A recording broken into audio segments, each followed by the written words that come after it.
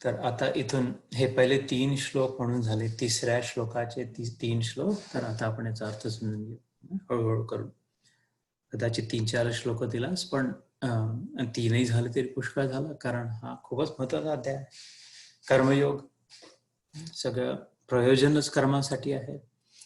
कर्मच करायचं होतं अर्जुनाला एक प्रकारचा, कर्म नव्हतं करायचं दुसऱ्या प्रकारचा, म्हणून तो हे कर्म सोडून दुसरं सोडायला. आणि भगवंतालाही तेच सांगायचं होतं की नाही ते कर्म नको करू, हे कर्म कर. हे कसं युद्ध कर्म आहे, भिक्षा मागण्याचं कर्म आहे, पळून जाण्याचं कर्म आहे, कोणाचा घात करण्याचं कर्म आहे, अकर्म आहे, विकर्म आहे, कर्म आहे, कर्मयोग आहे, कर्मभोग आहे, निरनिराळ्या आणि त्याच्यातून होणारा रोग आहे. निरनिराळा जो विपाक आहे कर्माचा ते स्पष्ट प्रकारे समजून घेण्यासाठी हा तिसरा अध्याय अत्यंत महत्वाचा आहे. दुसऱ्या अध्यायात आपण पाहिलं ज्याचं नाव सांख्य योग होतं, म्हणजे एनालिटिकल अंडरस्टँडिंग. निरनिराळ्या प्रकारे संख्या, डेटा, राईट, द फॅक्ट्स. सांख्य योग, फॅक्ट्स इन्फॉर्म. फॅक्ट तर ही आहे की आपण शरीर नाही, आत्मा आहे. आपण जीवनात पाहतो की नुसतं फॅक्टनी काम नाही होत. नुसतं फॅक्ट काय आहे हे समजून ठीक आहे, काम नाही, कर्म पुढे नाही सरकत. जोपर्यंत त्याचं ऍप्लिकेशन नाही होत, जोपर्यंत ते अप्लाय नाही करू शकत. नुसतं ज्ञानाने, नुसतं कॉलेजमध्ये जाऊन, नुसती डिग्री घेऊन, नुसतं पुस्तकं वाचून शिकून पुढे काम नाही होत. जोपर्यंत डॉक्टर व्हायचं असेल, स्विमिंग करायचं असेल, ऑलिम्पिक्स मध्ये जायचं असेल, लॉ शिकलं असेल, कुठल्याही प्रकारे नुसतं ज्ञान प्राप्तीने नाही होत. ज्ञान आवश्यक आहे, ज्ञानाचं स्थान पहिले आहे, ज्ञान प्राप्ती अनिवार्य आहे, आवश्यक आहे, पण नुसतं त्यांनी काही होणार होते नाही. पुस्तकं वाचून नुसतं त्याचा अप्लाय जर नाही करू शकत, अप्लाइड सायन्स, विज्ञान, applied science, applied technology, the application of it. So doing it. आपण एका 2-3 सत्र आधी चायनीज फिलॉसॉफर कन्फ्युशियस आपण पाहिलं होतं. I hear and I forget. I see and I remember. I do and I understand. नुसतं ऐकलेलं विसरून जातं मोस्टली. ऐकण्यासोबत बघितलंही जर असेल तर बरेच वर्ष लक्षात राहतं, आठवतं, थोडक्यात म्हणजे रिमेंबर, स्मृती राहते. पण जर ते करून पाहिलं कार्य तर मग ऍक्च्युअली समजतं, कळतं. तर करण्याचं महत्व आहे, करण्याचं महत्व आहे, म्हणून कर्म आलं इथे. त्याच्यामुळे कर्मयोग तर अत्यंत. आता इथे जे आपण जे श्लोक ऐकलं, तत्किं कर्मणि घोरे माम, तस्मात, पुढे याच्या आधी ऐकलं, तस्मात उत्तिष्ठ कौंतेय युद्धाय कृत निश्चय. कृत कर्म कर निश्चयपूर्वक. दुसऱ्या अध्यायात आपण ऐकलं तस्मात, म्हणून उत्तिष्ठ कौंतेय, उठ, उभा राहा, बसून गेला होता ना, आणि युद्ध कर निश्चयपूर्वक.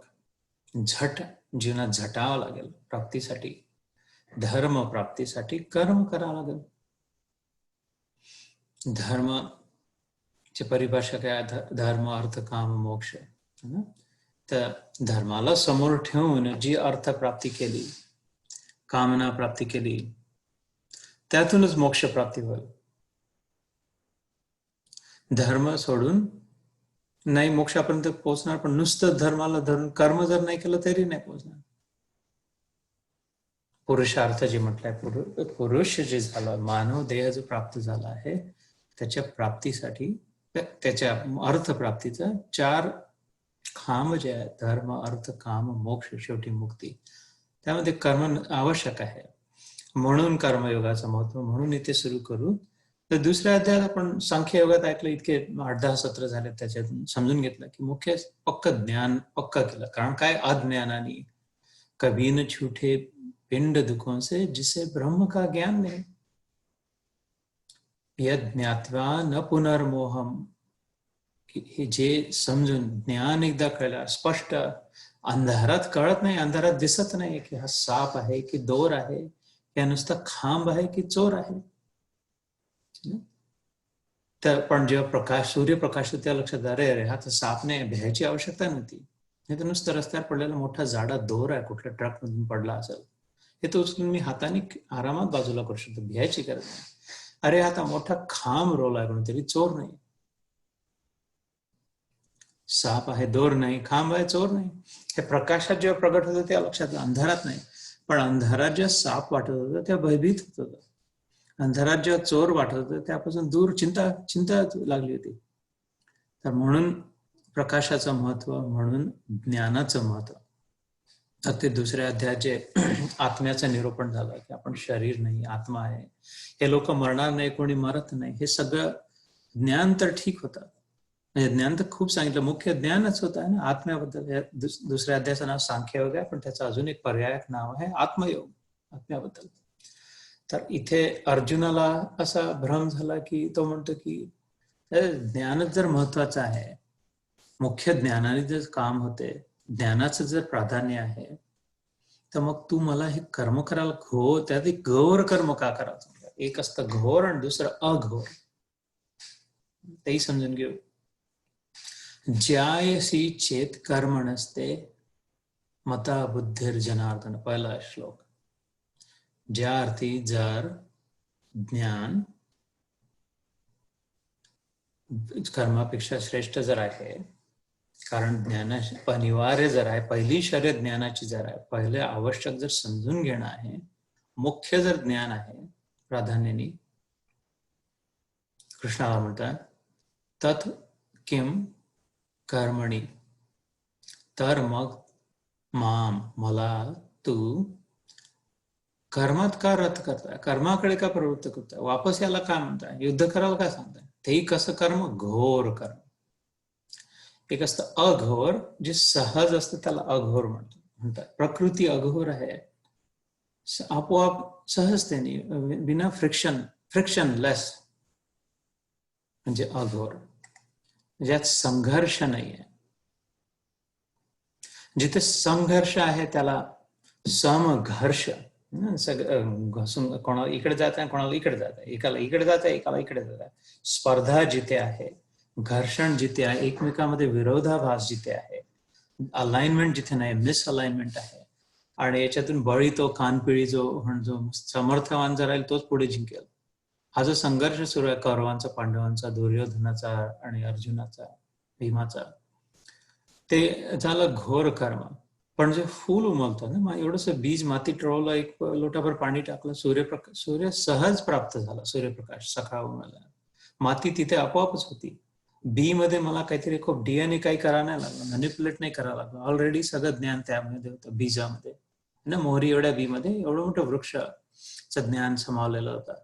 ते बी घेऊन माती थोडीशी खोदून सहज ते निरवलं, सहज माती टाकली, सहज जल आला, सहज सूर्यप्रकाश आला, आणि सहज त्यांनी त्यात रोप निघायला लागला, सहज त्यांनी मोठं झालं, सहज त्यांनी त्याच्यातून फूल आलं, सुंदर फूल आलं. तर नुसतं नाही आलं, हळूहळू रात्रीतून उमललंय सुंदर, टवटवीत मोगरा झाला. आणि सहज हे सुवास कुठून आला, कसा आला, इतका सुगंध, पारिजात, सौंदर्य.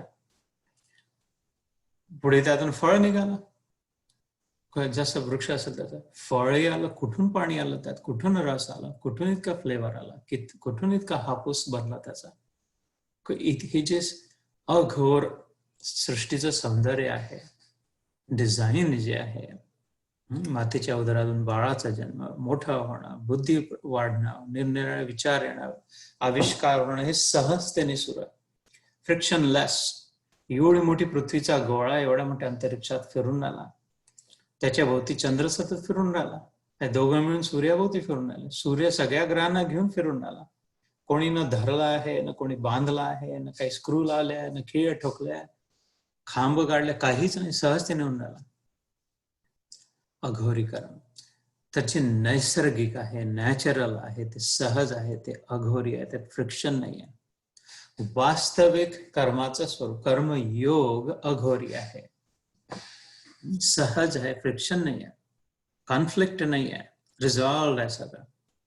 जेव्हा समजून घेतलं, जर कळलं, जीवनाचं प्रयोजन जर कळलं, मी इथे कशासाठी आली आहे, मला जगायचं कशासाठी आहे, मी मनुष्य देहाला का प्राप्त झाले, असं का झालं की हे लोक कुत्रे मांजर झाले, कोणी पक्षी झालं, कोणी किडा मकोडा बनला, कोणी मासळी झाले, मी मनुष्य देहात काय, याचं प्रयोजन काय, याचा अर्थ काय, वाय मी, वाय दिस, हे जर समजून स्पिरिच्युअल एव्होल्युशन जर लक्षात आलं की कसं निर्मितीची प्रवृत्ती झाली, हे करून समजून जर मग जे कर्म केले किंवा जे झाले ते सहज झाले. मागे एकदा समजून सांगितलं सहज शब्दाचा, जन्मवाचक आहे. जो जन्मतो तो मरतो. अज ईश्वरासाठी म्हणतात. अजित, भारत देशाचं नाव पहिले भारत पडायच्या आधी अजनाभखंड होतं. भागवतात येतात, भगवद्गीतेबद्दल नाही, श्रीमद भागवतात येतात. 18,000चं जे पुराण आहे, अजनाभखंड, याला का, ज्याचा नाभ म्हणजे बेंबी, नाभी, अज नाभ, इथून जिथे सृष्टीची निर्माण झाली, ब्रह्मसरोवर नावाचं जे कुरुक्षेत्रात ठिकाण आहे उत्तर भारतात, तिथून म्हणून भारत त्या भूमिखंडाला अजनाभखंड म्हणतात. तर अज सह, त्याच्या सोबत सतत असणं, सहज, ज्याच्या अनुभवात हे झालं की मी सतत ईश्वराच्या सोबत आहे किंवा ईश्वर सतत माझ्या सोबत आहे, ईश्वर आहे म्हणून मी जिवंत आहे. तर ते पक्क बुद्धीत असून जे कर्म होतात तो कर्मयोग झाला. 3ऱ्या अध्यायाचं नाव काय, कर्मयोग. ते अघोर कर्म झाले, ते सहज कर्म झाले, ते नॅचरल झाले, ते स्पर्धा रहित झाले, ते कम्प्लीटिंग झाले, कम्पीटिंग नाही. COMPETE, कम्पीट, आणि त्याच्या मधोमध बरोबर COMPLETE, L फॉर लव्ह जर टाकला तर कम्प्लीट केला आपण, दुसऱ्यांना, सगळ्यांना कम्प्लीट करण्यासाठी, दुसऱ्यांसाठी कम्पीट करण्यासाठी. या समुद्रात लाटा सगळ्या एका दिशेने जाताना दिसतात, असे सतत 2 लाटा एकमेकावर येऊन धडाधड उधळून राहिला असं नाही दिसत. नीट निरीक्षण जर करून पाहिलं, एखाद दुसरी जी बाजूनी लाट येते तिला, छोट्या लाटीला मोठी लाट स्वतःमध्ये सामावून घेते. त्या छोट्या लाटीमध्ये भाव आहे समर्पण, की गुरु लाटेत, बृहन लाटेत, मोठ्या लाटेत स्वतःच ओतून देणं, आणि मोठ्या लाटेत ही भाव आहे की तिला समावून घेणं. हे नीट कधी समुद्र किनारी गेलं तर लक्ष देऊन बघून, एकमेकावर भिडत नाही समुद्रातल्या लाटा, उलट्या दिशेने 2 एकाच वेळी जाताना दिसत नाही. छोटी लाट मोठ्या लाटेत येऊन समावून जाते. गुरु शिष्याचं जे नातं असतं, इथे जसं आहे, शिष्यस्तेहम शाधिमाम त्वाम प्रपन्नम, अर्जुनाने जसं म्हटलं. तर हे पहिला सुरुवात आहे 3ऱ्या अध्यायाची, तर थोडं स्लो डाऊन करावं लागेल, वेळ लागेल 3रा अध्याय सुरू व्हायला, कारण की काही असं होऊ शकतं की अत्यंत सर्वात महत्वाचा अध्याय होऊ शकतो, कारण यातले जे रहस्य उलगडले, समजलं कर्म करण्याचे, तर मग याच्यानंतरचं संपूर्ण जीवन सहज होऊ शकतं. केवढी मोठी प्राप्ती होईल, इमॅजिन दॅट. सहज जीवन, सहज प्राप्ती, साधो भय सहज समाधी भली, याच्यानंतर आँख न मोंदू, कान न रोंदू, काया कष्ट न देहू, खुली आंख में हंस हंस देखो, सुंदर रूप निहारो. किसका, उस लाडले लाल का, नंदलाल का, इस कृष्ण कन्हैया का सुंदर रूप, खुली आंख, झुरमुर झुरमुर देखो. यो माम पश्यति सर्वत्र सर्वाम च मयि पश्यति, जो मला सगळीकडे पाहू शकतो, आणि त्याच्यासाठी मी अप्रकट नाही आणि माझ्यासाठी तो अप्रकट नाही. तस्याहम सुलभ पार्थ नित्ययुक्तस्य योगिना, त्याच्यासाठी मी सुलभतेने, सहजतेने प्राप्त आहे. ज्याच्या जीवनात सहज सतत श्रीकृष्ण आला, त्याच्या जीवनात कुठला कष्ट, कुठलं, ही सगळी प्राप्ती या अध्यायातला नीट समजून होऊ शकते. म्हणून इथे खूप एक्सप्रेस स्पीडने जाण्याची आवश्यकता नाही, किती वेळ लागला तरी काही हरकत नाही ना. मला तर काहीच हरकत नाही. माझं बरेच ठिकाणी अनेक वर्षांपासून 3रा अध्याय आता हिंदीमध्ये सुरू आहे. शनिवारी इथे अमेरिकेत जो होतो हिंदी इंग्लिशमध्ये सुरू आहे, आता मराठीत सुरू झाला. म्हणून आरामात हळूहळू समजून, मुख्य कॉन्टेक्स्ट समजून घेणं त्याचा, की प्रॉब्लेम कुठे होतोय, आपण जे कम्पीट करतोय, एकमेकांसोबत स्पर्धा करतोय, सासवा सुनेची स्पर्धा होत्या, भावाची स्पर्धा होत्या, वकिलांची, जजेसची, डॉक्टर पेशंटची स्पर्धा सुरू आहे, न्यूजपेपरची स्पर्धा होते, आपली आणि आपल्या मनाची स्पर्धा होते, मला इच्छा, बुद्धी आणि मनाची स्पर्धा होते. Head and the heart are in conflict. Head and heart are not in balance, imbalance झाला की कळते आहे, न जानामि धर्मम न च मे प्रवृत्ती, जानामि अधर्मम न च मे निवृत्ती. मागच्या जसं म्हटलं तर दुर्योधनाची स्थिती जी आहे, धृतराष्ट्राची जी स्थिती आहे, की मला समजते रे, कळते, पण माझं मन तिकडे प्रवृत्त, इच्छा नाही होत. मला समजते हे नको करायला, पण माझं मन तिथेच जाते. मला समजते हे करायला हवं, पण माझं मन तिथे कधी जात नाही. ही जी कॉम्पिटिशन आहे, ही जी कॉन्फ्लिक्ट आहे, अन्यथा हे समजणं कठीण नाही आहे. ज्ञान इतकं कठीण नाही त्याचं जितकं ऍप्लिकेशन कठीण आहे. सांख्य योग ठीक आहे, समजू शकतो. कर्मयोग कठीण आहे, ते ऍक्च्युअल करून पाहणं. समजून ठीक समजू शकतो की हा, देव आणि मी एकच आहे. सूर्य आणि सूर्याचे किरण, त्याच्यापासून निघालेले सूर्यकिरण त्याला लागलेलेच आहेत, त्याच्यापासून वेगळे नाही राहू शकत. समजू शकतो की लाट आणि समुद्र एकच आहे, दोन्हीमध्ये तेच पाणी आहे. समजू शकतो की स्वप्न आणि स्वप्नात दिसणारे स्वप्नद्रष्टा मी आणि माझ्या स्वप्नात दिसणारे पात्र एकच आहेत. पण त्याच्याप्रमाणे वागणं कठीण आहे. की जर मी एकच आहे इतरांसोबत, सगळ्यांमध्ये जर मीच आहे, की आमच्या सगळ्यांमध्ये, आपल्या सगळ्यांमध्ये तो एक परमेश्वरच आहे, तर मग भेदभाव का, स्पर्धा का, आपलं तुपलं का बरं, चिंता कशी, मुख्य म्हणजे काळजी कशी, मग हे कठीण आहे त्याचं ऍप्लिकेशन. कारण कळलं, जर सहज जीवन जर झालं, अज सोबत सहजीवन जर झालं, अजन्म्यासोबत परमात्म्यासोबत राहण्याचे वृत्तीचं जर जीवन झालं, तर ईश्वर चाह मिटी चिंता गई, मनवा बेपरवाह, जिनको कछु न चाहिए वो शाहन के शाह. ये अमित शाह, हर्षल शाह क्या बन के बैठे, शाहनशाह होके बैठे. जब चाह गई तो चिंता मिटी, और फिर मनवा बेपरवाह हुआ. तर तसं जीवन होऊ शकतं आता, म्हणजे तसंच जीवन आहे, आपण बनवून घेतला दुसऱ्या प्रकारचा. म्हणून हे आवश्यक असल्यासाठी तर अर्जुनाने चांगला युक्त प्रश्न विचारला की ज्यायसी चेत कर्मणस्ते मना बुद्धी मता बुद्धिर जनार्दन. जनार्दन श्रीकृष्णाचं एक नाव आहे, जनार्दन.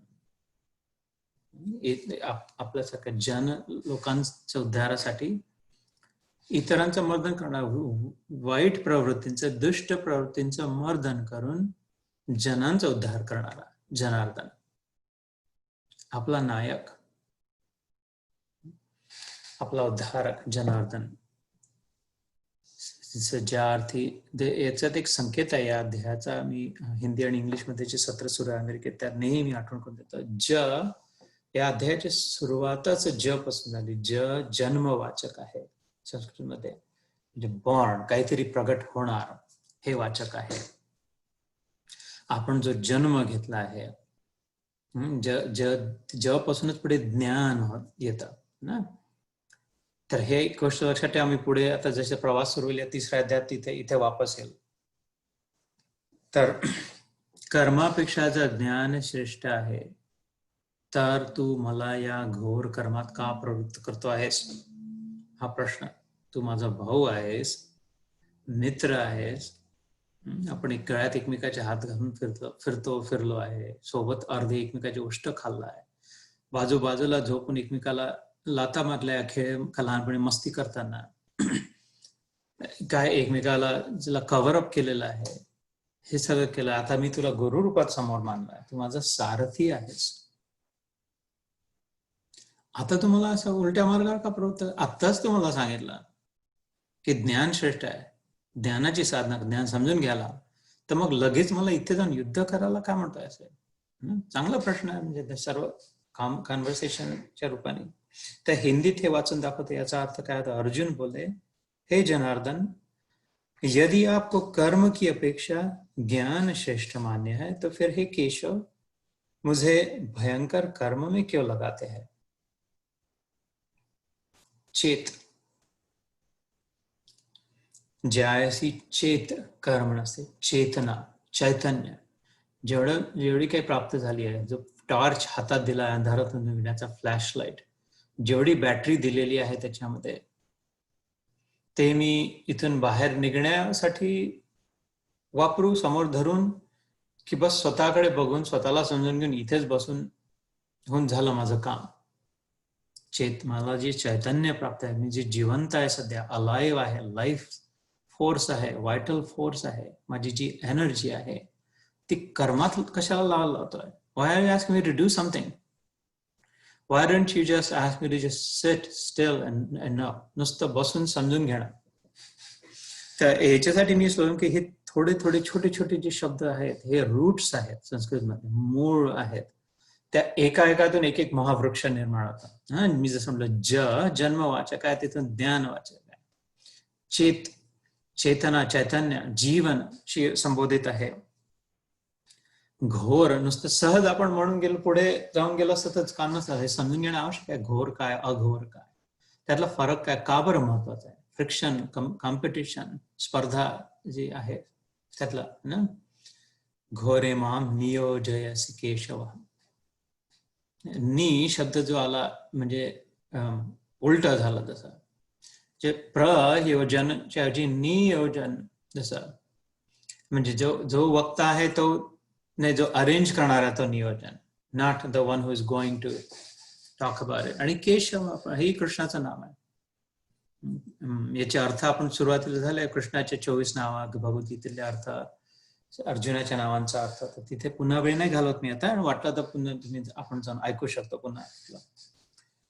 दुसऱ्या श्लोकात, सो फेअर क्वेश्चन राईट, पहिला जो आहे, व्हाय आर यू कन्फ्युजिंग मी.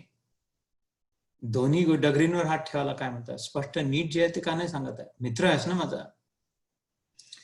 व्यामिश्रेणेव वाक्येन बुद्धिं मोहयसीव मे तदेकं वद निश्चित्य येन श्रेयोमवाप्स्यामि. आप मिले हुए से वचनों से मेरी बुद्धि को मनोमोहित कर रहे हैं, इसलिए उस एक बात को निश्चित करके कहिए जिससे मैं कल्याण को प्राप्त हो जाऊं.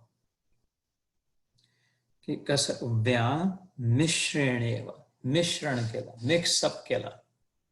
तांदूळ आहे इकडे, तुम्हाला आत्ताच सांगितलं की अरे मी तुला तांदूळ निवडून दिले बरं, खडे सगळे काढून दिले. हे जे तांदूळ आहे हे ज्ञानरूपी तांदूळ आहे, तांदूळरूपी ज्ञान आहे. याचाच भात खा बरं तू. याच्यात जे खडे राशन, खड्यांचा भात खाशील तर पोट बिघडेल. मिक्स भात खाशील तर आता हे जर तू ज्ञान घे बरं, ज्ञान महत्वाचं आहे बरं, ज्ञानाला समोर ठेव बरं. पहिले समजून घे बरं या गोष्टींना. काही कर्म करायच्या आधी विचार करायला म्हटलं 30 सेकंद घेऊन, मी हे कर्म का बरं करतो आहे, कशासाठी करतोय, प्राप्ती काय करायची आहे. तर इतकं जर महत्व दिलं तर वापस हे पुन्हा खडे त्या तांदूळात का टाकून आला तू.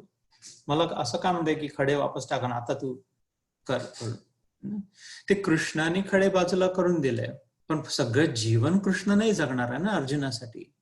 रोजचं जीवन कृष्ण अर्जुन बनून नाही जगणार की तो हे नाही म्हणणार की अच्छा तू झोपून जा, मी तुला हेप्नोटाईज करतो, पण 60-70 वर्षांनी उठवून दिलं मग तू मरून जा. रोजचं जीवन, सतत जीवन, नित्य जीवन अर्जुनाला जगावं लागणार आहे. तर खडे दूर कसे करायचे तांदूळात, त्यांनी थोडे खडे बाजूला करून दाखवले, पण आता असे खडे दूर करून तांदूळ खायचा, खडे सोडायचे. हे आपल्याला प्रॅक्टिस करावं लागेल ना. असं नाही म्हणणं की तू बाजूला करून देत जा, मी नुसतं भात शिजवून खात जातो. खड्याचं तुला जे वाटेल ते कर. आपलं जीवन आपल्याला जगावं लागणार. आपल्या जीवनातून तोच जगतात. हे शिकवण्यासाठी त्यांनी बाजूला तर करून दाखवलंय, पण आता तर म्हणतात चल आता हे वापस टाक. श्रीकृष्ण म्हणतो अर्जुनाला हे मिक्स कर आणि आता इथून तुझी यात्रा सुरू कर. तो म्हणतो wait what, this doesn't make any sense. आता इथपासून तू माझे खडे बाजूला कर जा, मी नुसतं भात खात जातो. आणि मग तो हसतो, कर्मबंधम प्रहास्यसि, की हा असं नाही होत. मग तुला कळणारच नाही रे, तुला आपण तुझ्यात सामर्थ्य येणारच नाही, तुझ्यात शक्ती येणारच नाही, तुला ती दृष्टी मिळणारच नाही. तू अजून ऍक्च्युअली निर्बल बनशील ना. सर माझी म्यूट वर करून घेशील. तर तुला मला सबल बनवायचं, समर्थ बनवायचं, असमर्थ नाही करायचं आहे. म्हणून यू हॅव टू प्रॅक्टिस. प्रत्येकाला आपली भगवद्गीता स्वतःला समजणं आवश्यक आहे. नुसतं किती जे आयुष्यभर प्रवचन ऐकून नाही होत, आयुष्यभरी सत्संग ऐकून, आयुष्यभरी नुसतंच माळा फिरून नाही होत. कुठे होतं तेच तर प्रॉब्लेम आहे. तेच तर फक्त आयुष्यभर उपवास करून नाही होत, आयुष्यभर अनुष्ठान करून, पोथ्या वाचून, आयुष्यभर तीर्थयात्रा करून, दान धर्म करून नाही होत ना मन शांत. फर्स्ट क्लास बिनधास्त नाही स्थिती है ना. पूर्ण वेळ क्षणोक्षण फर्स्ट क्लास वाटतंय. काही हो कसंही असो फर्स्ट क्लास आणि बिनधास्त आहे. कारण फक्त ज्ञानावर जोर देऊन, नुसत्या ज्ञानावर देऊन नाही होत आणि नुसत्या कर्मावर देऊन नाही होत. पहिले ज्ञान आणि त्याला त्याच्या अनुरूप त्याला धरून कर्म समजून घ्या. म्हणून स्लोईंग डाऊन, धड धड धड धड करण्यापेक्षा स्लो डाऊन आणि तेवढंच करणं जेवढं समजण्याची क्षमता आहे. पण कुठलंही कर्म समजून पहिले करणं, नुसतंच वाचन नाही, नुसतंच पाठण नाही, समजून घ्या. सो व्यामिश्रेणेव वाक्येन, हे तांदूळात खडे वापस का टाकतोय तू? बुद्धी मोहयासी व मी. आता मात्र मी कन्फ्युज झालो. मोह म्हणजे आपण मागे व्याख्या केली होती उलट ज्ञान. जे आहे ते नाही वाटणार, जे नाही आहे ते आहे वाटणार. आपण शरीर नाही पण आपण शरीर आहे वाटणार, पण आपण शरीराच्या पलीकडचा आत्मा आहे पण ते नाही वाटणार, म्हणजे मोह. आपले मुलं आपले नाही, कधीच नव्हते, जन्मापासून नव्हते, आणि आपण मरेच तर नाही राहणार, पण आपले मुलं आपले वाटणार, हे झालं मोह. सगळेच आपले तितकेच आहे, जितके आपले मुलं आहेत तितकेच सगळेचे सगळे. जो कोणी माझ्या भोवती 3-4 लोक आहेत ते माझे तितकेच आहे जितके माझे मुलं आहे. हे खरं आहे, पण तसं न वाटणार, आपल्या परायाचा भेद वाटणार. मी शरीर नाही, मी मन नाही, मी बुद्धी नाही, हे उलट जे आहे ते नाही, जे नाही ते आहे, याला मोह म्हणतात. तर आताच तुम्हाला सांगितलं की तांदूळ वेगळे कर, खडे वेगळे कर, तांदूळ शिजवून, आता तो मिक्स पुन्हा उलट पुन्हा मोहचे त्याला जे मला बुद्धी भ्रमात का टाकतात. तत् एकम वद निश्चित्य, हा त्यालाच चॅलेंज करताय की असं करणं कृष्णा, तूच स्लो डाऊन हो, असं कर, तू बस 2 मिनिटं जसं मी बसलाय तसं थोड्या वेळ विचार कर डेव्हिड सारखा शांत राहून, की मला वाटतं मीच कन्फ्युज झालाय. देवाला वाटते तू असं कर की तांदूळाचा भात करू की खड्याचा भात करू, आणि मग तसं सांग मला. तत् देअरफॉर, तसं एकम वद निश्चित्य, निश्चय कर पहिले, decide what you want to say, be sure, आणि मग मला सांग. येन श्रेयः अहम आपनुयात, ज्याने माझं श्रेष्ठ श्रेय प्राप्त होईल, श्री प्राप्त होईल. हाही एक लोडेड रूट वर्ड आहे श्र, यातून अनेक सुंदर सुंदर शब्द निर्माण होतात. श्री आहे, कोणाला उठ श्री लावून देतो ना, श्रीमध्ये खूप सुंदर अर्थ भरलेला आहे. सौंदर्य आहे, त्यात सामर्थ्य आहे, मांगल्य आहे, पावित्र्य आहे. श्री सगळ्यात पहिले लक्ष्मीचं नाव आहे, म्हणून श्रीमंत म्हणतो. ज्याच्या जो लक्ष्मी आहे त्याला श्रीमंत म्हणतो. त्या श्रीमंत पुरुषाचं त्यात काही सांगायचं नाही, पण लक्ष्मीमध्ये नुसतंच धन नाही, लक्ष्मीमध्ये सौंदर्य आहे, सेवाभाव आहे, विनम्रता आहे, समर्पण आहे, ईश्वराला श्रेष्ठ पद देण्याची प्रवृत्ती आहे, त्याच्यामध्ये स्वतःची निवृत्ती आहे. लक्ष्मीमध्ये फक्त सौंदर्य, फक्त धन, सगळेच गुण भरलेले आहेत लक्ष्मी मातेमध्ये. म्हणून ती श्रीहरीच्या सान्निध्यात आहे सतत, हृदयामध्ये स्थित आहे लक्ष्मीच्या. श्रीवत्सम मणिकौस्तुभम च मुकुटम केयूर मुद्रांकितम, तर त्यातलं जे श्रीवत्स चिन्ह जे आहे त्याच्या हृदयावर आहे, छातीवर आहे, अक्षरशः वक्षस्थळ. वक्ष म्हणजे हृदयाचे ठिकाण, चेस्ट. त्याला तितकी प्रिय कोण होईल की हृदयावर ठेवल, हृदयाला लावून ठेवल, हृदयामध्ये वास करेल, जिच्यामध्ये सौंदर्य आहे, सामर्थ्य आहे, माधुर्य आहे, सेवाभाव आहे, विनम्रता आहे, औदार्य आहे. तर नुसतं धनवंताला श्रीमंत म्हणणं योग्य नाही, तो ते एक गुण झाला. तर ते श्री मग सगळ्यात महत्त्वाचं म्हणजे पावित्र्य आहे, मांगल्य आहे, होलीनेस आहे, चॅस्टिटी आहे, चेस्ट आहे, पतिव्रत्य आहे, व्रतधारी आहे लक्ष्मी. सीता बनवून आली तर कसं व्रत घेतलं होतं? तिच्या इतकं कोणत्या दुसऱ्या स्त्रीने त्या काळात, मंदोदरीने नाही, कौशल्याने नाही, काही नाही, मंथरेने नाही, कोणीच इतकं कष्ट नाही सहन केलं जितके तिला सहन करावं लागले सीतेने. आणि जितकं शारीरिक, मानसिक सगळ्या प्रकारे कष्ट, इमोशनल. रुक्मिणी बनून आली निरनिराळ्या प्रकारे ना. तर श्री तिथून येतं, श्रेष्ठ, इष्ट, ज्यांनी यालाच इष्ट मानलं, जो सुपेरियर आहे, ज्यांनी हायर रोड घेतला, तो श्रेष्ठ, तो इथून येतं. शरण तिथून येतं, श्रेयस प्रेयस जी आहे की माझ्यासाठी इथे जसं हा म्हणतोय की श्रेयस अहम आपनुयात, माझ्यासाठी श्रेयस काय आहे, आपली चूक काय होते, आपण प्रेयसकडे जातो, सतत आपली प्रवृत्ती जे प्रिय आहे, जे मनाला आवडतं तिकडे जातो, नॉट नेसेसरली जे ऍक्च्युअली आपल्यासाठी जे योग्य आहे, जे आवश्यक आहे तिथे मन नाही जात. फर्स्ट थिंग्स फर्स्ट नाही करत, प्रायोरिटीज नाही होत. जे खायला नको ते खायची इच्छा होते, जे खायला हवं ते नाही खात, जे बघायला नको, जितकं बघायला बघणं आवश्यक नाही तितकं नाही, जे उठसूट पूर्ण वेळ फोनकडे मन जाते, पूर्ण वेळ अंगठा फिरत राहतो फोनवरून. ते श्रेयस नाही, ते प्रेयस आहे. मन सतत सतत तिथे प्रिय झालं, तेच प्रिय झालंय, पण त्यांनी काम नाही होत, त्यांनी अजून अजून कस्तुरी मृगाप्रमाणे अजून धारणं, मृगजळाप्रमाणे अजून धारणं, कारण प्रेयसच्या मागे जातं, श्रेयस नाही. इथे हा शहाणा अर्जुन काय म्हणतो, मला श्रेयस जे ते सांगते, हे जे तू सांगताय आय डोंट थिंक श्रेयस आहे माझ्यासाठी, इज इट? की पुन्हा कर्मामध्ये लावणं, मला असं वाटतं ज्ञान, नुसतं ज्ञानी होऊन बसणं, भिक्षा मागणं बरोबर ठीक वाटतंय. स तदेकम वद निश्चित्य, पक्क करून सांग, ये ना ज्यानी श्रेयम अहम आपल्या, मी श्रेयच्या मार्गाने जा. हा सात्विक स्वभावाचा आहे. अर्जुन याचं नाव काय आहे? रज आहे, अरजुन. त्याच्यात मुख्य जन्म तर रजोगुणात झालेला, क्षत्रिय झालेला आहे, राजस स्वभावाचा राजा आहे तो, राजकुमार आहे. रजस में चांदी, चमक, रज्जू.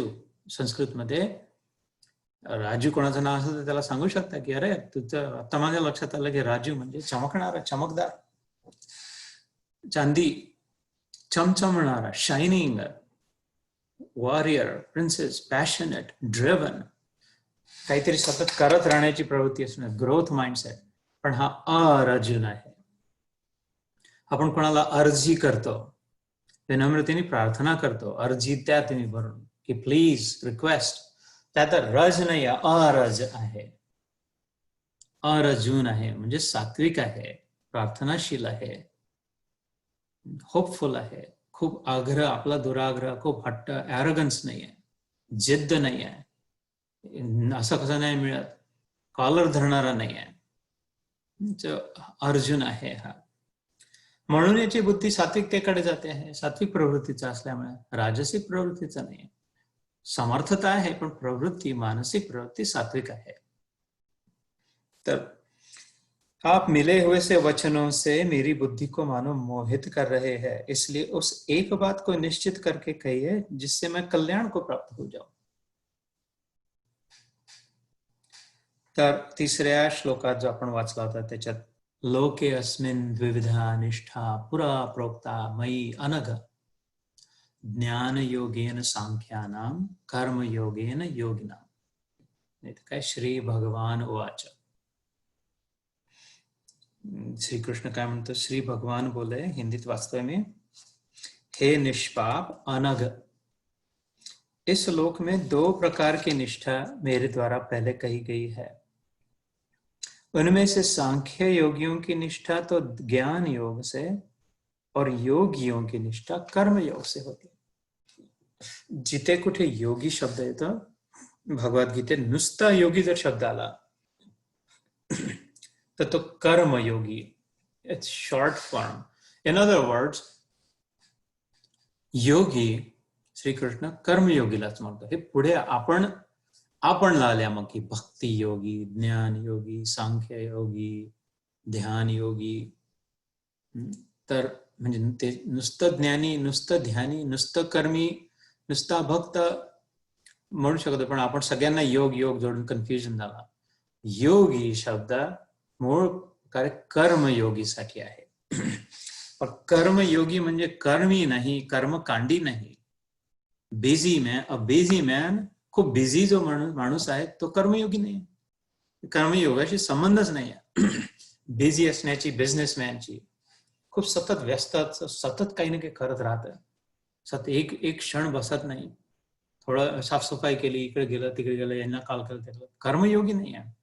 सतत सेवा, यांना जाऊन मदत केली, त्यांना जाऊन मदत केली, असं केलं, तो काही जरुरी कर्मयोगी नाही आहे. सतत दान धर्म करून राहिल्या, खूप पैसे कमवतात आणि खूप वाटतात, तो काही नेसेसरली कर्मयोगी नाही आहे. समाजसेवक आहे, खूप पॉलिटिक्स मध्ये चांगल्या प्रकारे चालवून राहिले आहे, ते जरुरी कर्मयोगी नाही आहे. त्यात थोडी थोडी चमक आहे कर्मयोगाची, थोडं थोडं आहे, पण कर्मयोगीची परिभाषा भगवद्गीतेत आहे. हे जे सगळं वर्णन केले थोडं थोडं कर्मयोगाच्या अंतर्गत येतं किंवा कर्मयोगाचा थोडासा प्रकाश त्यात दिसतो, पण संपूर्ण प्रकारे योग ही जो आहे, तस्माद योगी भव अर्जुन. श्रीकृष्णाने जे म्हटलं 6व्या अध्यायात पुढे ध्यान आत्मयोग संयम योगात शेवटचे 2 श्लोक, तपस्विभ्यो अधिको योगी कर्मिभ्योश्च अधिको मतः ज्ञानिभ्यश्च अधिको योगी तस्माद योगी भव अर्जुन. अर्जुना तू तर योगी हो, तपस्वीच्या झंझटीत नको फसू, कर्मकांडान खूप कर्म करणं मदत करणं याच्यात नको पडू, सेवे खूप खूप ज्ञान संपादन आत्मा असा असतो आत्मा तसा असतो याच्यात नको पडू, अडकून नको जाऊ नुसता. खूपदा तू योगी हो. का? कारण योग नाची अशी छत्री आहे ज्याच्याकडे हे सगळे उभे आहे. सगळे ज्ञानी आपल्या संरक्षणासाठी शेवटी कर्मयोगी संरक्षण देणार, योगी संरक्षण देणार भक्तांना, सगळ्यांना, सगळ्या प्रकारच्या. याचा अर्थ काय की योगी मध्ये हे सगळं आलंच. योगी यांना सोडून, हे महत्वाचा मुद्दा लक्षात घेणं आहे, इट इज अ क्युम्युलेटिव्ह.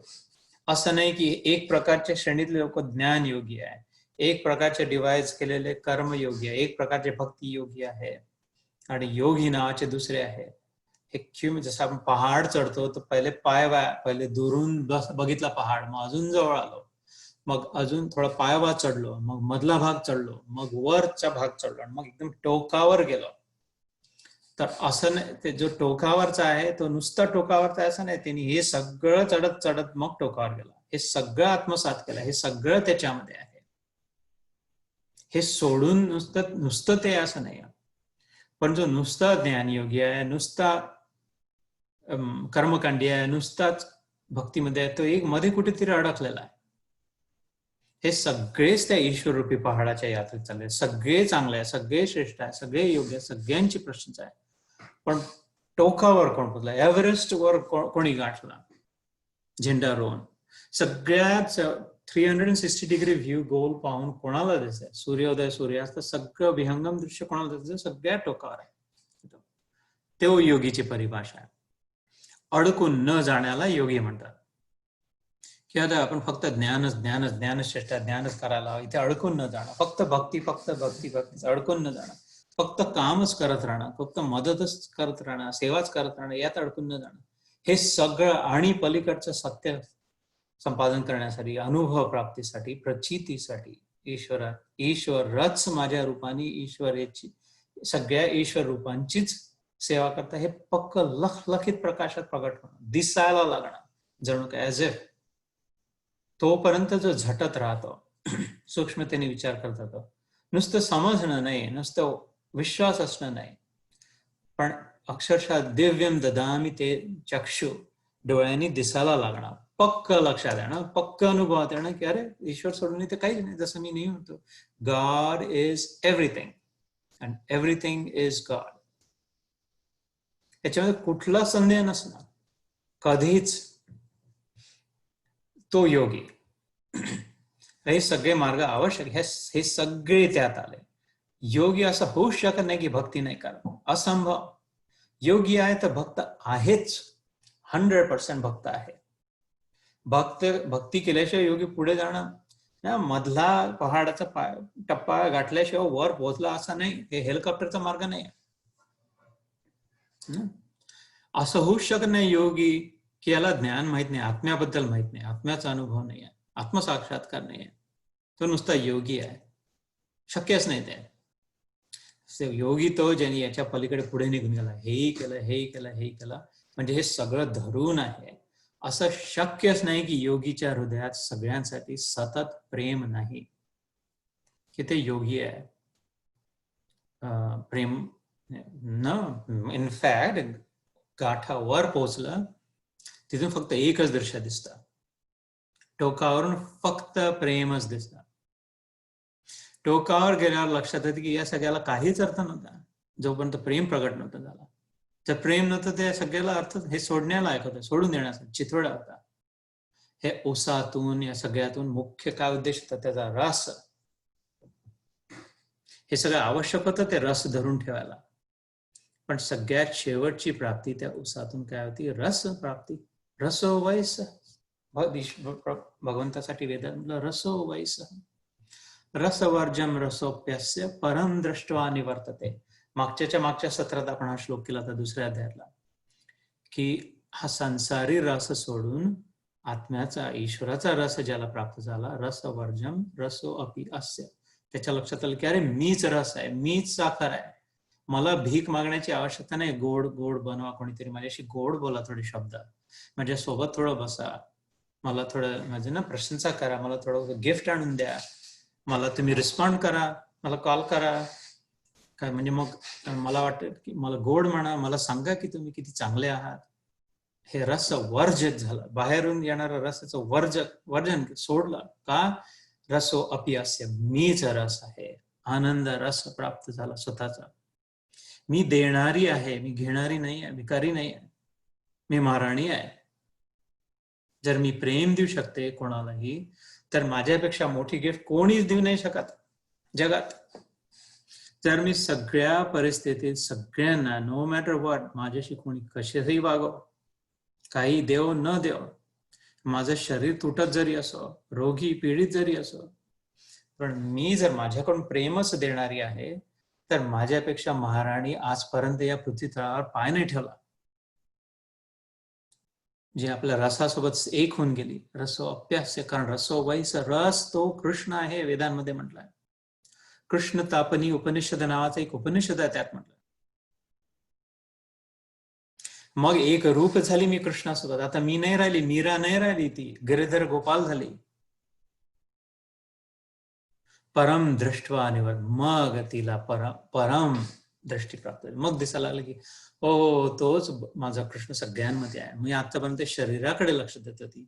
हे माझ्या मुलाचं शरीर, हे माझ्या पतीचं शरीर, हे माझ्या पत्नीचं शरीर, हे माझ्या मित्राचं शरीर, हे माझ्या सुनेचं, हे शेजाऱ्यांचं शरीर, शरीर. आता लक्षात आलं की डोळ्यातून दिसणारच मात्र जो आत्मा, तो माझा प्रेमास्पद, माझा प्रेमीच आहे. हे दृष्टात पथात ठेवून जो योगी जसं पुढचं जीवन जगतो, तो योगी. मग त्यात भक्ती नाही असं कसं म्हणणार? त्याला ज्ञान नाही हे कसं म्हणणार? आणि ज्याला हे सगळं समजलं, तो झटल्याशिवाय कसा, नुसतं बसून कसा बसेल की अब काही आपलं कुछ लेना देना नाही, भगवान दिख गया, हो गया.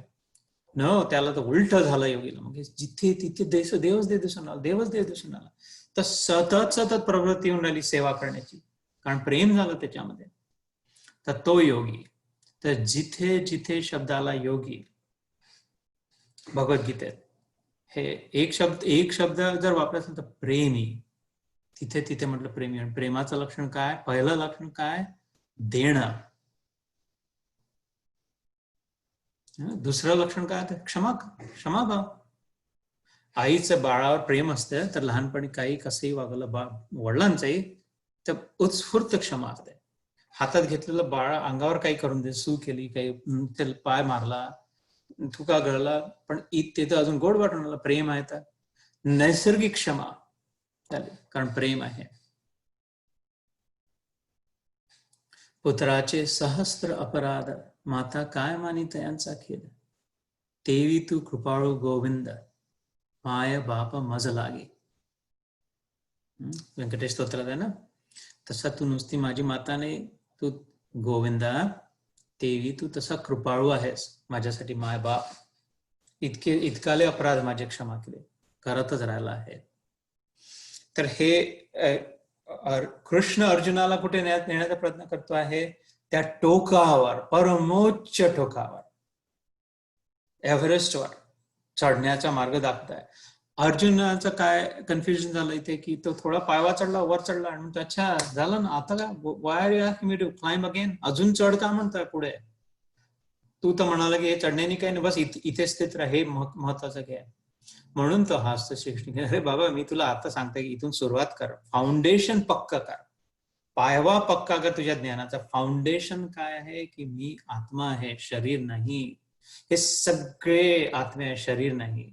हा द्रोण, हे भीष्म आहेत, सगळेचे सगळे त्याचे. आणि आत्मा कधी मरत नाही, मारला जाऊ शकत नाही, मारत नाही, आत्मा काही करतही नाही. सूर्यप्रकाश काही फक्त प्रकाशित करतो. सूर्यप्रकाश खराब नाही आणि चांगलाही नाही. सोन्यावर पडला तर तो चमकतो, चिखलावर पडला तर तो, नालीवर पडला तर तो खराब वाटतो. तसं आत्म्याचं स्वरूप आहे. तर ते बऱ्या वाईटांमध्ये नको फसू, फक्त आत्म्या समजून घे पहिले. पण त्याचा अर्थ असा नाही की तू इथेच बसून राहा. तुला तर टोकापर्यंत तुला योगी बनायचं आहे, पूर्ण प्राप्ती करायची. पूर्ण प्राप्ती योगीलाच होते, त्याच्यामुळे तुला करणं आवश्यक आहे. का? त्या शेवटचा मुद्दा करून इथे थांबवू शकतो आज. केल्याने होत आहे रे, आधी केलेच पाहिजे. केल्यानेच समजते. केल्याशिवाय समजते. I do and I understand. कुठलंही कार्य करून पाहिल्यानंतर, लॅब मध्ये एक्सपेरिमेंट केल्यावर जसं कळते, बेडूक फाडल्यानंतर जे दिसते, कणिक ऍक्च्युअल भिजवून पाहिल्यानंतर 10 वेळा भिजवून पाहावं लागते तरच ती ठीक भिजते. नुसतं सतत पाहत गेलं आणि मग म्हटलं आता तू भिजव, तर गडबड होते. पोळ्या तशा नाही केल्या जात. पहिल्या 10 पोळ्या खराब होतात. धिरड पहिलं ठीक नाही होत, चिपकते तव्याला. खड्डा खोदणं, कोणी म्हणेल की खड्डा खोदायला का लागतंय? नुसते खड्डे खोदतात लोक, खालच्या नजरेने खाली बघत दाखवतात की अरे खड्डे खोदतात नुसते भिकारड्या. एक खड्डा खोदून पहा, कसं घामाघूमत येतात. एक 6 फुटाचा, 4 फुटाचा, जितका काही ठराव, 1.5, 2, 2.5 फुटाचा खड्डा खोदून पहा. 2 फूट बाय 2 फूटचा खड्डा खोदून पहा.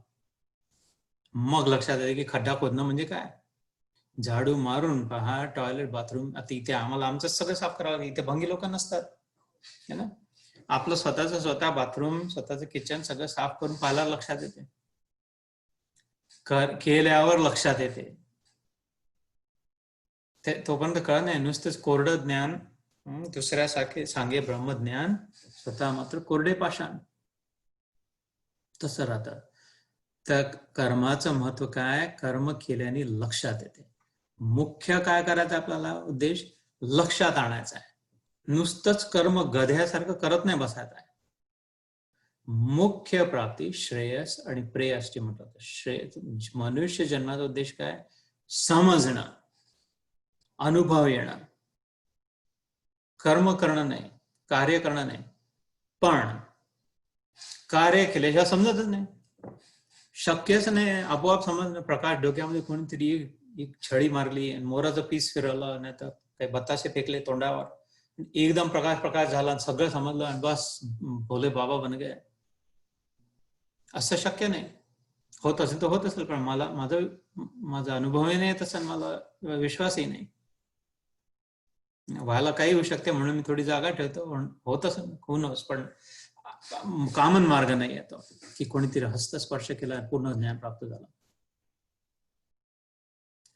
पण मात्र केल्याने समजते. पण लक्ष दिलं तर कर्म जे करतो आहे ते कशासाठी करतो आहे हे जर समोर लक्ष जर ठेवलं, का करतो आहे मी हे, आणि कर्म संपल्यानंतर जर त्याचा विचार केला की अच्छा मी याच्यातून शिकलो काय, हे जे आता केलं यातून ज्ञान काय प्राप्ती झाली, हे जर पक्का पूर्ण वेळ लक्षात आलं की मी फक्त ज्ञान प्राप्तीसाठी कर्म करत आहे, अर्थ प्राप्तीसाठी नाही, धन कमवण्यासाठी नाही, नाव कमवण्यासाठी नाही, इस्टेट जमा करण्यासाठी नाही, प्रसिद्धीसाठी नाही, पावर अजून सत्ता मिळवण्यासाठी नाही, कर्म जे करतो आहे वाही होण्यासाठी नाही, छाती ठोकण्यासाठी नाही, समजण्यासाठी. काय समजण्यासाठी? म्हणून पहिला दुसरा अध्याय होता की कसं आहे की याला काही अर्थ नाही आहे नुसतं कर्म करण्याला. आत्मा आहे, शरीर नाही. हे परस्पराला समर्थक आहे, परस्पर विरोधी नाही आहे ज्ञान आणि कर्म. अर्जुनाचं काय कन्फ्युजन झालं? त्याला वाटलं ज्ञान आणि कर्म परस्पर विरोधी आहे, की हे पॅडल जर मी मारला तर हे पॅडल असं उलट जाईल आणि मग सायकल अडकून बसेल, असं नाही आहे जसं त्याला वाटलं. हे जर पॅडल मी इकडे ढकलला तर इकडे जे होतं ते वर येईल, आणि ते जर ढकललं तर हे वर येईल, आणि असं करत माझ्या आत्म्या उन्नतीचा प्रवास समोर दिशेने निघाला लागेल. दिशा आणि गती ह्या 2 गोष्टी आवश्यक असतात जीवनात. आत्म्याच्या उन्नतीसाठी दिशा हवी आणि गती हवी.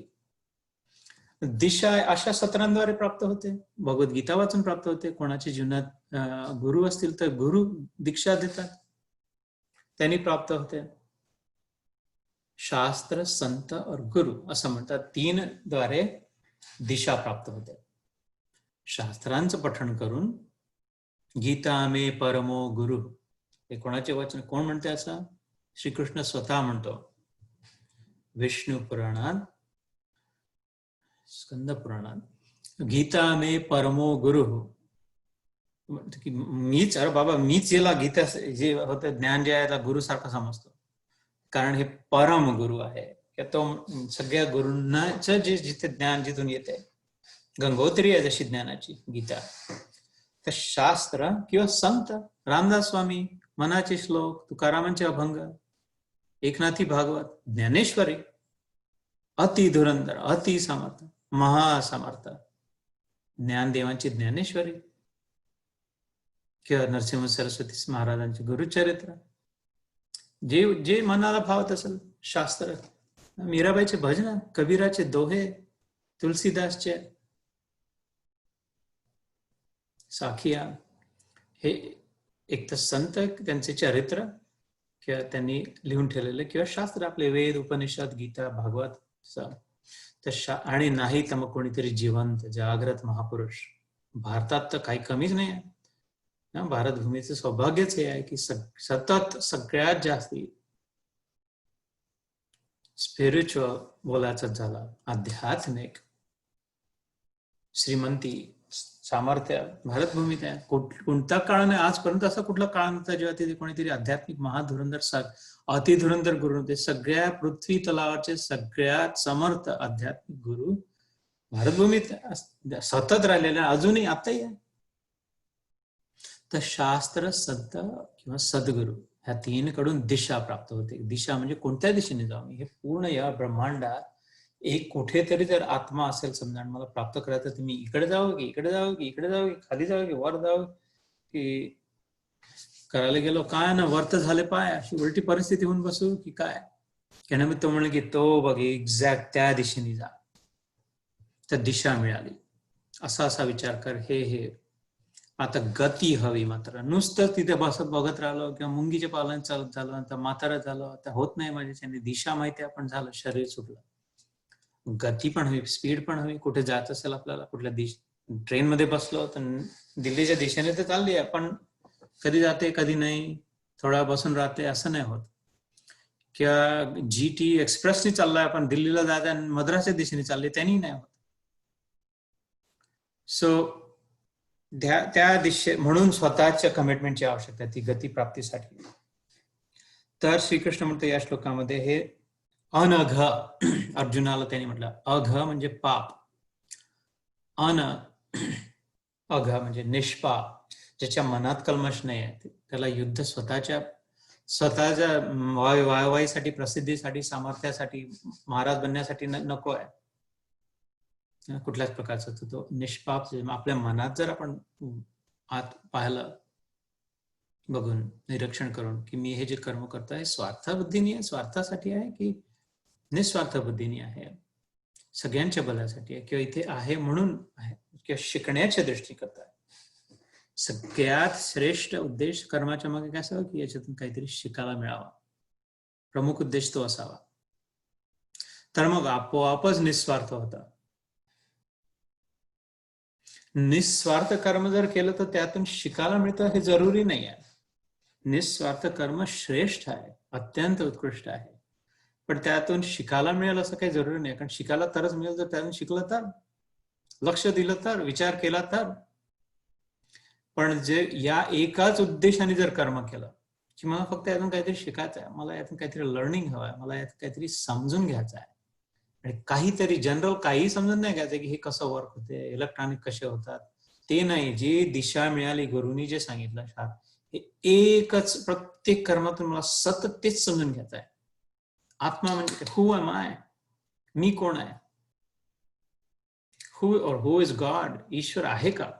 प्रत्येक कर्मामध्ये मला तेच शोधायचं आहे की ईश्वर आहे का, मी कोण आहे, शरीर आहे का, आत्मा म्हणजे कसं किंवा काय, माझा आणि ईश्वराचा संबंध काय. हे शेंगा सोलताना, सुई होताना सगळ्या वेळी एक तोच झपाटल्यासारखा प्रश्न असणं.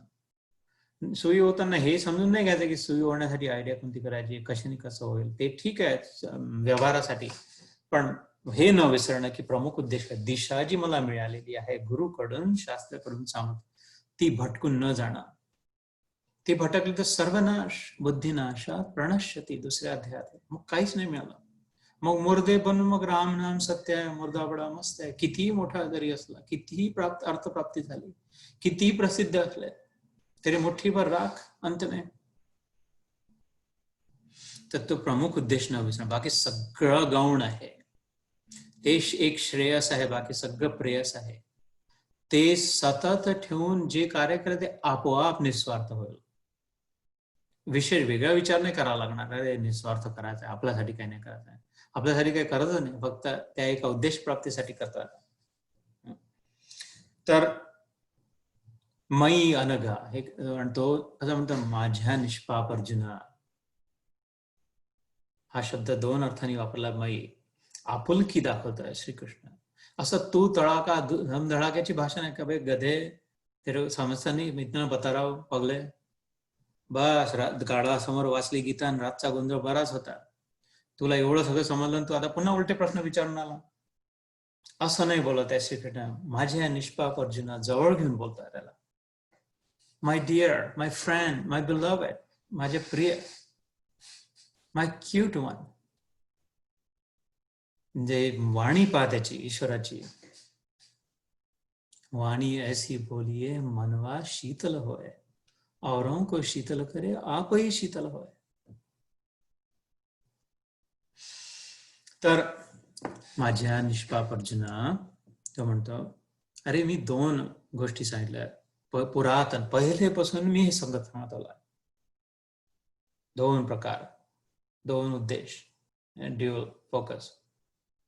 आणि मयी शब्द मी सांगितलेला याच्यासाठी पण वापरला जातो. हा एफिशियंट देव आहे. याच्यात एक शब्दाचं एक अक्षरही असं दिसत नाही भगवद्गीते, म्हणून 700 श्लोकांमध्ये ठोसून भरले, जिथे ज्याच्यात नाही आहे ते इतर जी आवश्यकताच नाही आहे त्यात नसलेला ज्ञान आहे सोडून.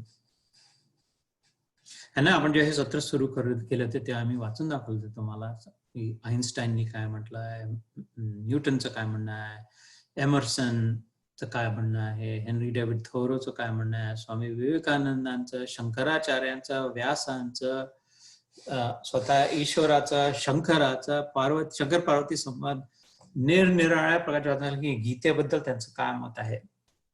ते इतकं असं कसं झालं, काय होऊ शकते. हे 700 श्लोक काही नाही, 2.25 तासात वाचून होतं.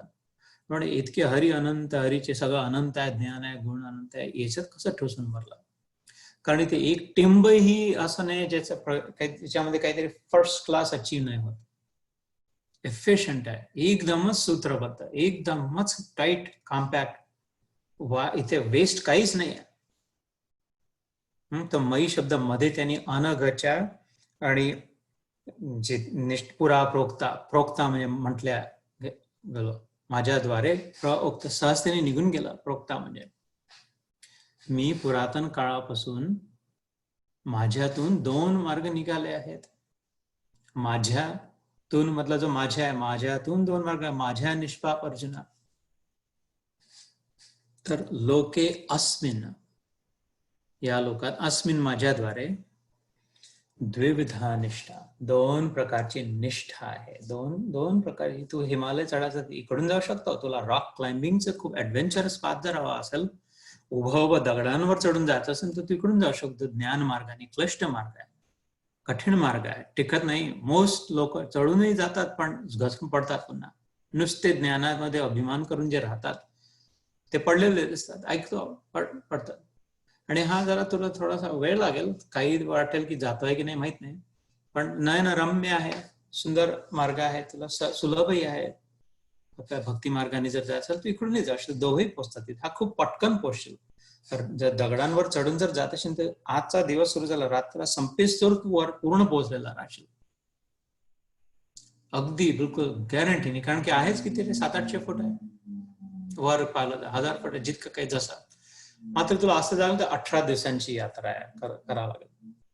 हे दोन प्रकारचे मार्ग मी म्हणतो. लोके अस्मिन द्विविधा निष्ठा पुरा, खूप आधी, पुरातन पहिलेपासून प्रोक्ता सहजतेने निघून गेले. अर्जुना, ज्ञान योगेन सांख्यानाम, एक आहे जो ज्ञान योगी आहे, रॉक क्लाइंबर आहे.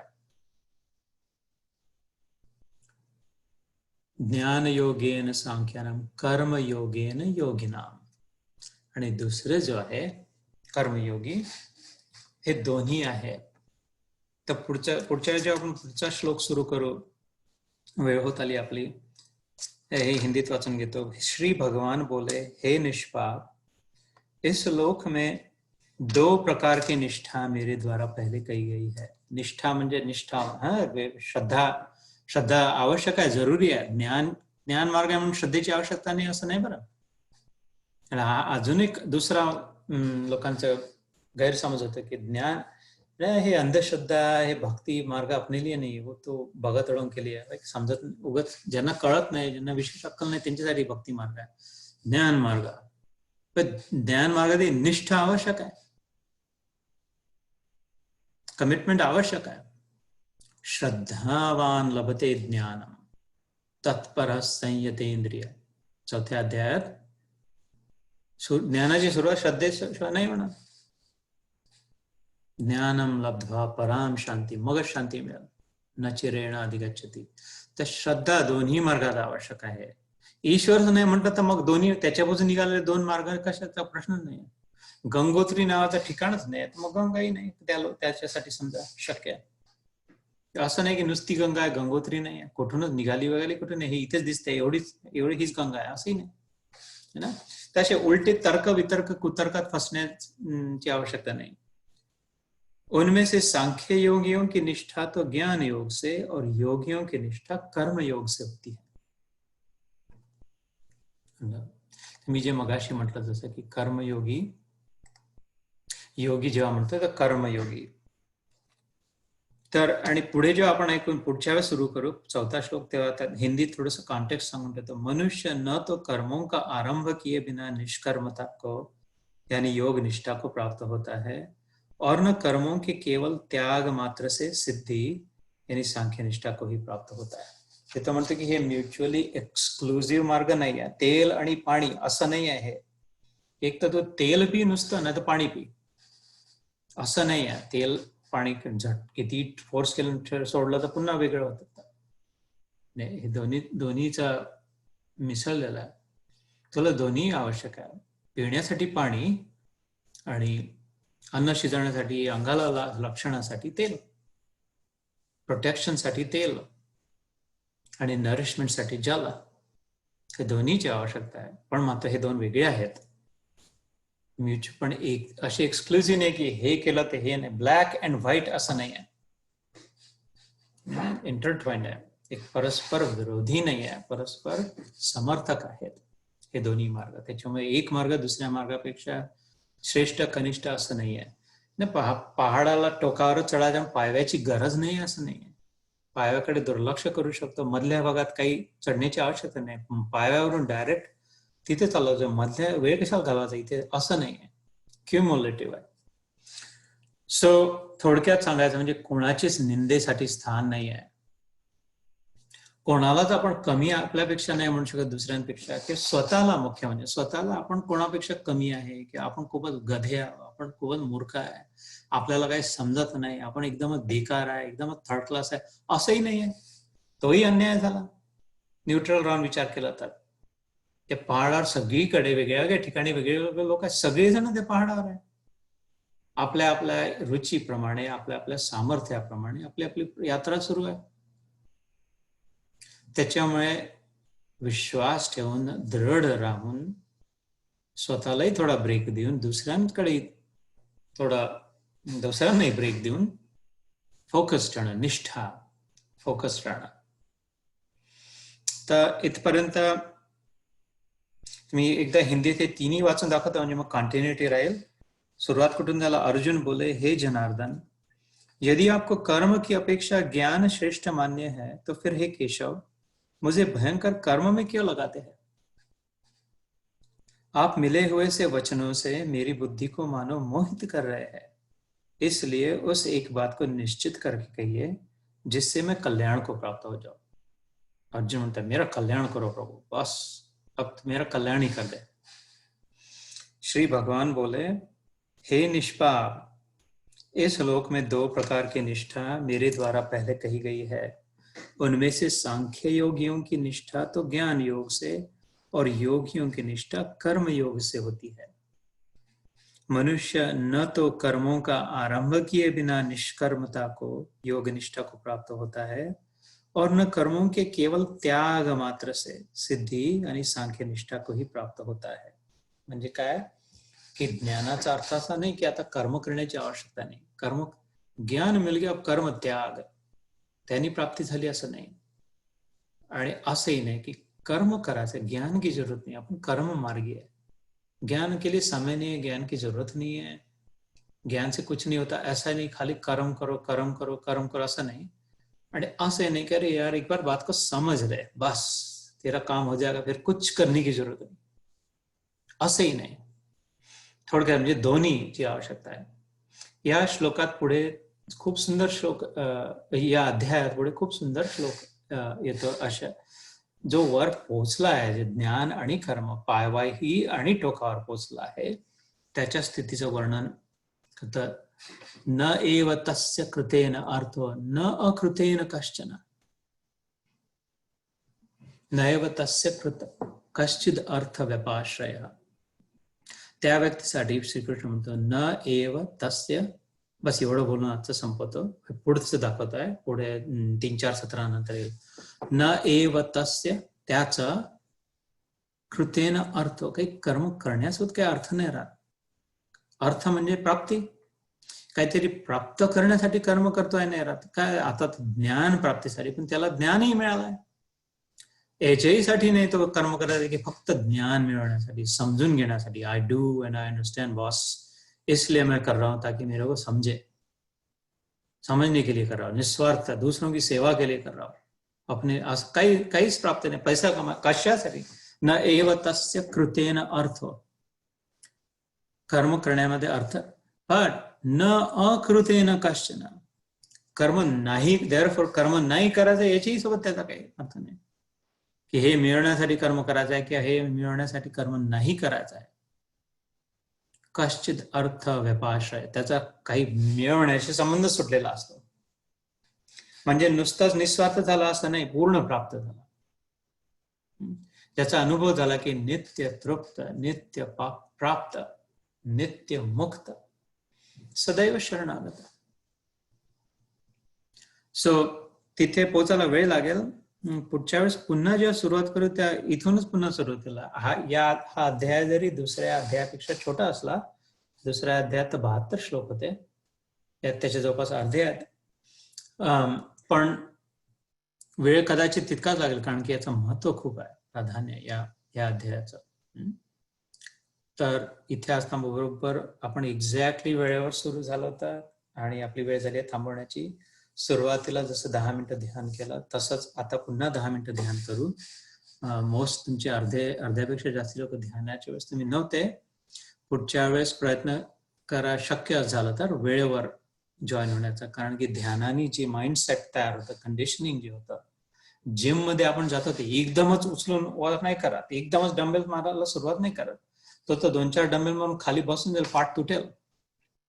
जिम मध्ये जातो तर स्ट्रेचिंग करतो, थोडं वॉर्मअप करतो, बाईक करतो, कंडिशनिंग करतो। जसं सकाळी एकदम उठल्यावर धडाधड काम उचलून फेकणं सुरू केलं पोळ्या, तसं नाही, हळूहळू। तसं हे जर पक्का समजून घ्यायचं असेल, आत्मसात करायचं असेल, तर थोडं सुरुवातीला ध्यान करून मन शांत करणं आवश्यक आहे, कंडिशन करणं आवश्यक आहे। तर बाकीचा थोडा व्याप बाजूला ठेवून याला जर प्रामुख्य दिलं तर, हे माझं सत्र आहे म्हणून नाही, माझं काहीच महत्व नाही, भगवद्गीता आहे म्हणून, हे कामाची गोष्ट आहे म्हणून, तर मग कसं की जसं दोरीवरच्या उड्या मारतोय कोणी, एक मारतोय, दुसरा जर येणार असेल तर जेव्हा पाहिजे तर धडकन उडी मारणं कठीण होतं, खूपच एक्सपर्ट असेल तर वेगळी गोष्ट आहे, पण जेव्हा त्याच्या रिदम सोबत आला तर मग अजून सोपं जातं। तसं ध्यानाद्वारे रिदम प्राप्त होतं, कंडिशनिंग होतं, आणि मग हे सोपं जातं कळायला। आणि तसंच अनवांडी, आता कोणाच्या घरी जायचं होतं कारनी, पोहोचलं म्हणून तिथपर्यंत गेलं नाही, एकदम खिच्चून ब्रेक मारला तस त्यांनी नाही होत. आपण मग घर जवळ आलं तर स्लो डाऊन व्हायला लागतं. विमान उतरतं त्या स्लोली तसं सुरुवातीला ध्यान आणि शेवटी ध्यान, म्हणजे मग ते पक्क होतं. तर ध्यानाचं खूपच महत्व आहे. त्याच्यामुळे वेळेला कमिटेड राहायला हवं. शक्य असेल तर आपल्या नियमाशी नियमची आठवण करून देतं की यात एकच नियम आहे, फक्त प्रेम. नियम नाहीच आहे की इतके वाजता जॉईन केलं पाहिजे, इतके वाजता नाही केलं पाहिजे. कोणीही केव्हाही जॉईन करू शकतं आणि कोणीही केव्हाही सोडूही शकता. अजिबात कोणाला काही प्रॉब्लेम नाही. पण मी हितचिंतक हितभावाने म्हणतो आहे की, आणि नुसतं 5:30ला किंवा 5ला सुरू होणार म्हणून 5:45 एक कमी असेच तर कामं केले आणि मग आता 5ला ध्यान नाही मिस करायचं म्हणून 5ला, तसंही नाही. दिस शुड बिकम आपली तो दिनचर्याच तशी गिअर्ड ओरिएंटेड टुवर्ड्स असली पाहिजे. जितकं आपण यात टाकू तितकं आपल्याला यातून मिळेल. जितकी याची प्रायोरिटी होत जाईल सत्राची, तितकी हे आपल्याला प्रसाद देत जाईल. सो छोटे मुंह बडी बात, क्षमा करे. सो थोड्या वेळ डोळे बंद करून ध्यान करू आणि मग एकमेकाच्या प्रतिक्रिया शेअर करू.